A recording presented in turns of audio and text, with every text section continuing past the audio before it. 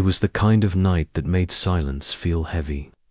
Clouds loomed low over the forgotten village of Nurstead, a place few visited and even fewer remembered.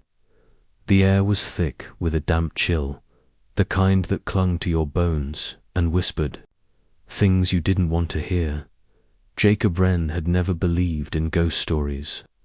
A London-born historian, his days were spent in dusty archives and his nights in small rented rooms, writing about things most considered myth. But when he stumbled across the name Nurstead in a crumbling 18th century journal, something about it gripped him. The entry was short. The door beneath the graves opens only on the blood moon. None return unchanged. His curiosity was instantly hooked. 2 weeks later, he arrived in Nurstead.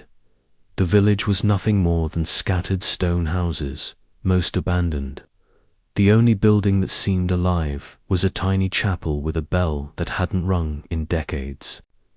A frail old man named Eli, the village's caretaker, agreed to rent Jacob a room in his creaky old house on the edge of the woods. "Don't go to the cemetery," Eli had warned him the first night, especially not on a blood moon. Jacob chuckled. "Why? Do the dead walk?" Eli's expression didn't change.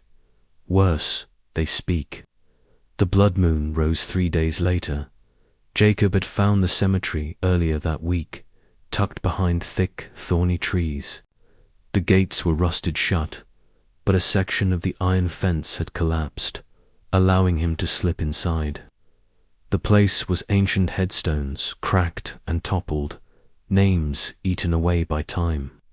Yet the ground seemed oddly well-tended, as if someone had been caring for it, despite no signs of life nearby.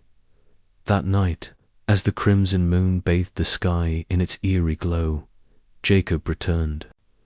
This time, he carried a lantern and a camera, determined to document whatever he could.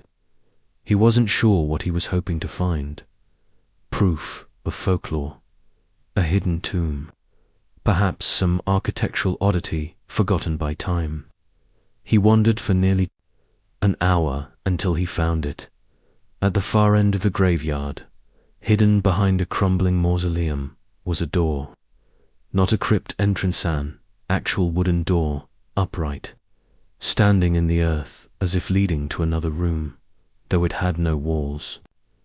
Covered in runes and blackened by time, it hummed faintly, like something alive. The hairs on his arms rose. The door had no handle, just a simple iron knocker shaped like a skeletal hand. Against better judgment, Jacob knocked once. Nothing happened. He turned to leave.